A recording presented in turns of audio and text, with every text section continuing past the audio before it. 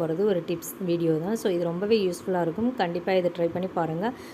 குழந்தைங்க வந்து ஸ்கூலுக்கு இந்த மாதிரிலாம் கிளம்பும்போது நம்மளுக்கு கேரட் வந்து பொரியல் பண்ணுறதுக்கு உட்காந்து கட் பண்ணிக்கிட்டு இருக்கிறதுக்கு ரொம்பவே கஷ்டமாக இருக்கும். அதே மாதிரி இந்த கேரட் கட் பண்ணுறது ரொம்ப ஹார்டாகவும் இருக்கும், சின்ன சின்னதாக கட் பண்ணுறதுக்கு. ஸோ அதுக்கு பார்த்திங்கன்னா இந்த டிப்ஸ் ரொம்பவே யூஸ்ஃபுல்லாக இருக்கும். ஃபஸ்ட்டு கேரட்டோட அந்த ஸ்கின் எல்லாத்தையுமே நம்ம ரிமூவ் பண்ணி எடுத்துக்கலாம்.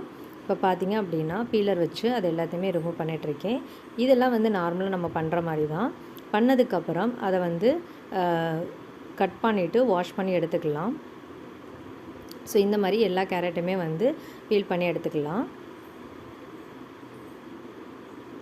இது பார்த்திங்க அப்படின்னா இந்த டிப்ஸ் வந்து ரொம்பவே ஈஸியாகவும் இருக்கும். அதே மாதிரி டக்குன்னு வந்து பொரியல் பண்ணிடலாம். இது வந்து பார்த்திங்கன்னா அந்த நார்மல் கட்டர் அந்த மாதிரிலாம் நம்ம கட் பண்ணுறதுக்கு வந்து முடியாதது. ஏன்னா அது வந்து அதோடய பிளேடெல்லாம் வந்து ரொம்ப சாஃப்டாக இருக்கும். அதனால் இது வந்து கட் பண்ணவே முடியாது. நானும் ட்ரை பண்ணி பார்த்துட்டேன். சரி, கேரட்டை சின்ன சின்ன பீஸாக கட் பண்ணுறதுக்கு நம்ம ஆனியன் கட்டர் இந்த மாதிரிலாம் போட்டு பார்ப்போம் அப்படின்ட்டு பார்த்துட்டேன். ஆனால் பண்ணவே முடியலை. இப்போ பார்த்திங்க அப்படின்னா கேரட்டை வந்து நல்லா வாஷ் பண்ணி எடுத்தாச்சு. வாஷ் பண்ணதுக்கப்புறம் இப்போ என்னென்னா நம்ம தேங்காய் வந்து இப்போது நம்ம எப்படி கட் பண்ணுறதுக்கு என்ன பண்ணுவோம் அப்படின்னா சின்ன சின்ன பீஸாக கட் பண்ணி நம்ம வந்து ஜாரில் போட்டு எடுப்போம்ல, அதே மெத்தட் தான் இப்போ நான் பண்ண போகிறேன்.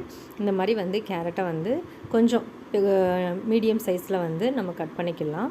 பார்த்திங்க அப்படின்னாலே தெரியும் வீடியோவில் நான் எந்தளவுக்கு கட் பண்ணுறேன்ட்டு.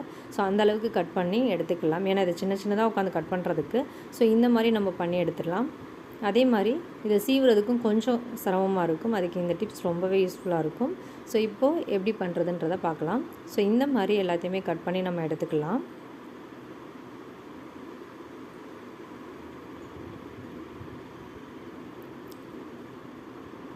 இப்போ பார்த்திங்க அப்படின்னா நம்ம என்ன பண்ண போகிறோம் அப்படின்னா ஒன்றும் இல்லைங்க, இதை அப்படியே வந்து நம்ம மிக்ஸி ஜாரில் தான் போட்டு எடுக்க போகிறோம். இப்போ மிக்ஸி ஜார் வந்து பார்த்திங்கன்னா சின்ன பல் இருக்கிறது இல்லாமல் பெரிய ஜார் இருக்கு இல்லையா, ஸோ அதை எடுத்துக்கோங்க.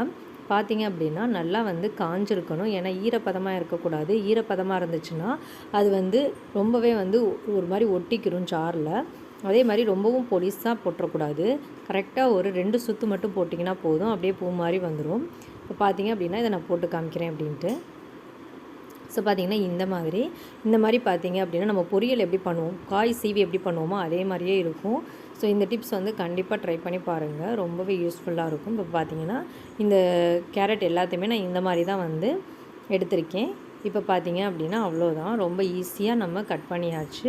இப்போ இதை நம்ம வந்து பொரிச்சு எடுத்துடலாம். இப்போ பார்த்திங்கன்னா பொரியல் ரெடி ஆயிடுச்சு. ரொம்பவே ஈஸியான முறையில் வந்து நம்ம பொரியல் பண்ணியாச்சு. ஸோ இந்த வீடியோ கண்டிப்பாக பிடிச்சிருக்குன்னு நினைக்கிறேன். அப்படி பிடிச்சிருந்தால் நம்ம சேனலுக்கு ஒரு லைக் கொடுங்க. இப்போ தான் நீங்கள் நம்ம சேனலில் ஃபஸ்ட் டைம் பார்க்குறீங்க அப்படின்னா மறக்காமல் சேனலை சப்ஸ்கிரைப் பண்ணிவிட்டு அப்படியே பக்கத்தில் இருக்க அந்த பெல் பட்டனை கிளிக் பண்ணிக்கோங்க. அப்போ தான் நான் போகிற எல்லா வீடியோவும் உங்களுக்கு உடனுக்குடன் இருக்கும். Okay friends, thank you. Thanks for வாட்சிங்.